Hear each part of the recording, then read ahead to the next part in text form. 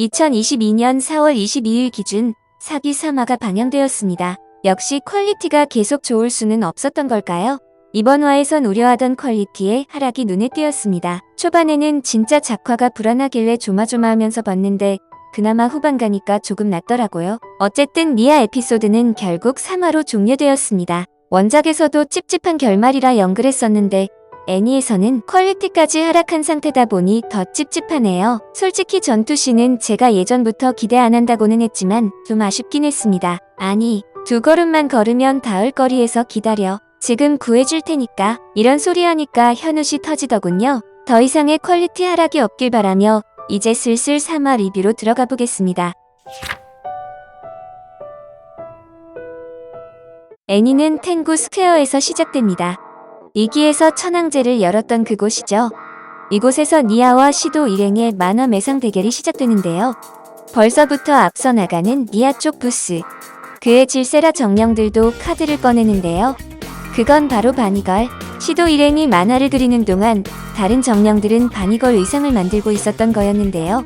원작과 다른 점이라면 원작에선 모든 정령들이 바니걸 의상을 입지 않았다는 것과 라타토스크의 승무원인 나가츠가와가 이 동인지의 업계에서 전설적인 인물이라는 TMI가 삭제되었네요. 아무튼 정령들의 외모를 통해 사람들의 이목을 쉽게 끈 시도 일행들은 순조롭게 판매를 시작하는데요. 토카가 손님을 붙잡아 강매를 시키는 장면도 나왔습니다. 그리고 여기서 지인 찬스를 쓰는데요. 라타토스크의 승무원들부터 아이마이미이 트리오까지. 마이는 만화 표지를 보더니 시도와 닮은 것 같다면서 물어보는데요. 애초에 알아보지 못하는 게 이상하긴 하지만 잘 넘깁니다. 다음으로 방문한 건 오리가미의 지인인 AST 소속 동료들이었는데요. AST의 대장인 요코는 일하고 있는 정령들을 보며 어디서 본 것 같다고 말하는데요. 아니, 이놈들은 정령들 데이터도 빠삭할 텐데 이걸 모르는 게 말이 되나요? 그리고 오리가미에게 분위기가 바뀐 것 같다며 말하는데 이 이야기에 대해 자세한 설명을 드리자면 3기에서 벌어졌던 시도의 역사 개변 이후 오리가미는 개변 전의 상태와 개변 후의 상태가 섞여 이중인격이 된 상태인데요. 하지만 지금 세계의 사람들은 개변 후의 오리가미만 기억하고 있는 상황이기 때문에 개변 전의 무뚝뚝한 오리가미를 보면서 성격이 바뀐 것 같다고 언급한 것입니다. 개인적으로 저는 이 역사 개변 설정을 좋아하지 않는데요. 데어스 때부터 보여주던 시크한 오리가미와 들러붙는 미키의 케미가 참 보기 좋았는데 아예 없던 일이 되어버리니 아쉬울 따름입니다.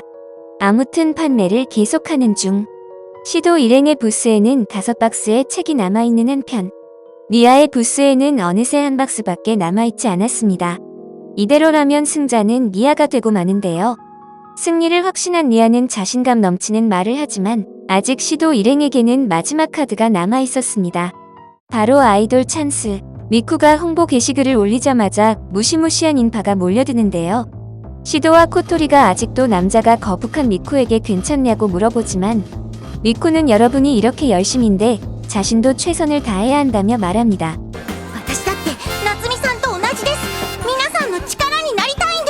니아는 미쿠를 보며 아이돌이었구나라며 감탄하는데요. 원작에서는 니아가 유명인인 미쿠를 알아보지 못해서 미쿠가 정신적 충격을 먹는데 이런 식으로 표현되네요. 시도와 니아는 반드시 서로 이길 거라며 다짐하는데 갑자기 굉장한 미인이 찾아옵니다. 엥? 누구세요? 아니, 안경을 기어코 쓰네요. 아무튼 오랜만에 만난 두 사람. 니아는 타카조를 보며 당황하는데요. 타카조는 니아가 서클을 연다길래 찾아왔다고 하죠. 그리고 모르는 사이에 자신이 무례를 범했냐며 만약 그랬다면 사과드리고 싶다고 니아에게 말하죠. 그렇게 책을 구입하고 떠나는 타카조. 시도는 그런 둘의 모습을 보고 이제야 알겠다며 니아에게 말하는데요.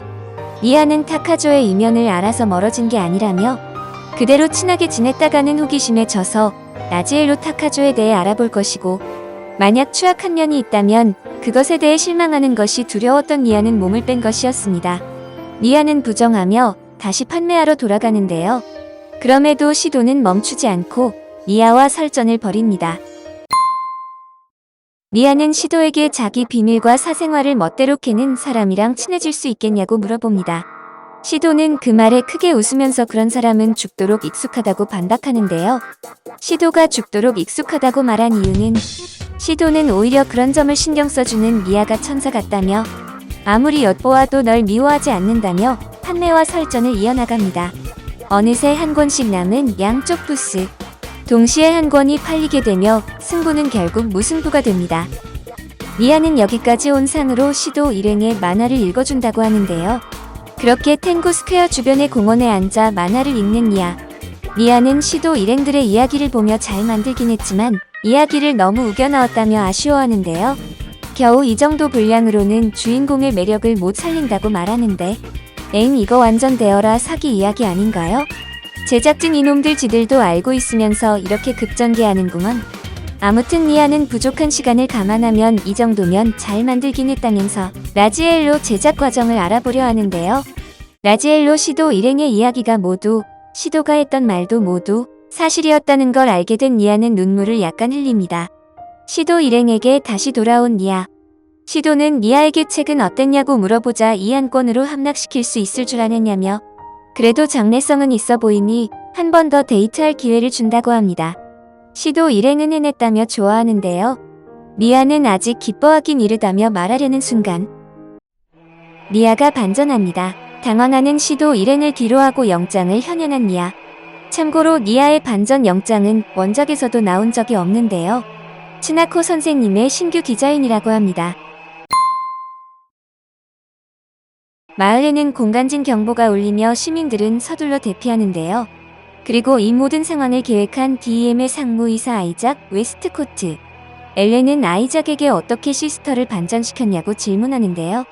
DEM은 5년간 다양한 방법으로 니아에게 육체적, 정신적 고문을 가했지만 그래도 반전하지 않았던 니아. 애니에선 그냥 육체적, 정신적 고문을 가했다고만 나오지만 원작에서는 어떤 고문을 당했는지 상세하게 묘사됩니다. 산채로 배를 가르거나 두개골에 구멍이 뚫리거나 손발이 1mm씩 잘려나가는 등 입에 담을 수조차 없는 끔찍한 행위를 한 것으로 밝혀지죠. 그럼에도 반전하지 않았던 니아.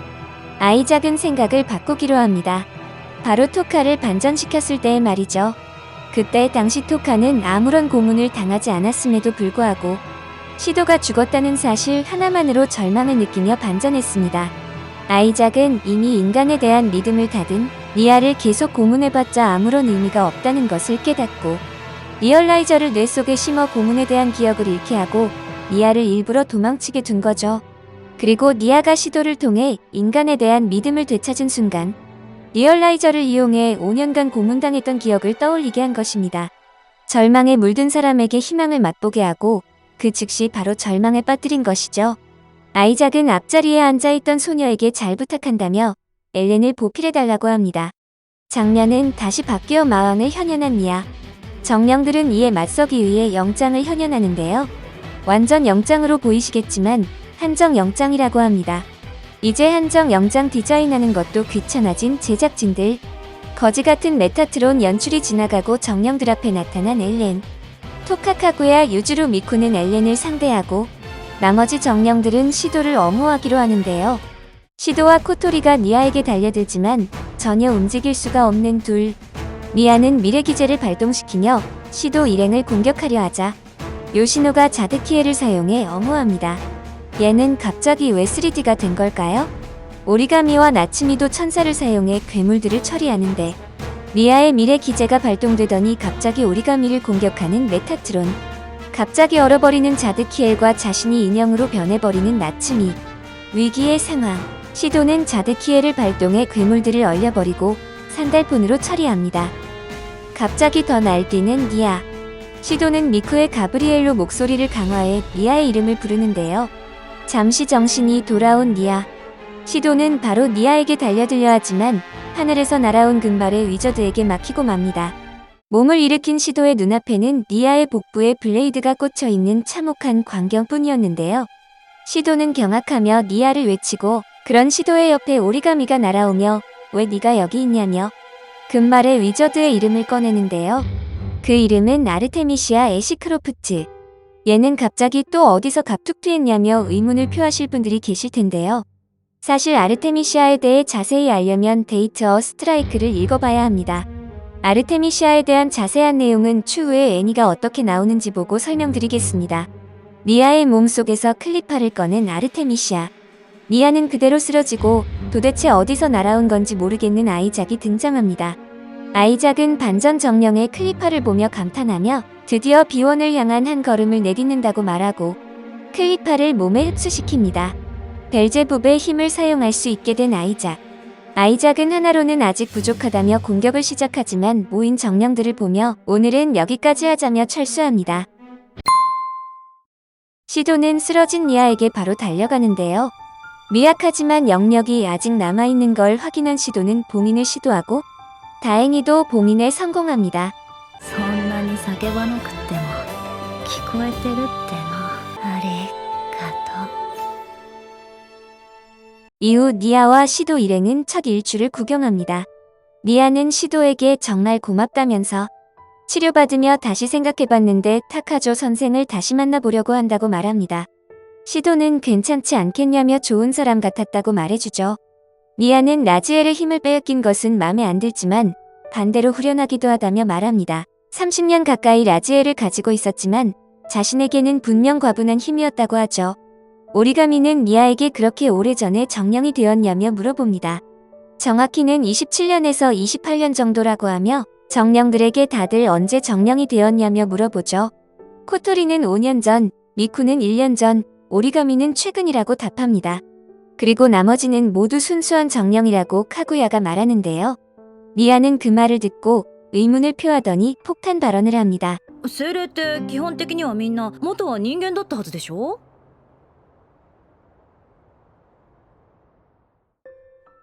이렇게 사기 3화는 마무리됩니다.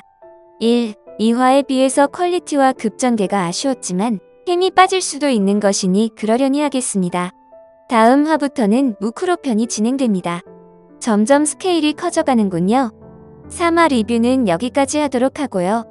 저는 사기 4화 리뷰로 돌아오겠습니다. 시청해주셔서 감사합니다. 이상 애니메이션 채널 론뜬이었습니다.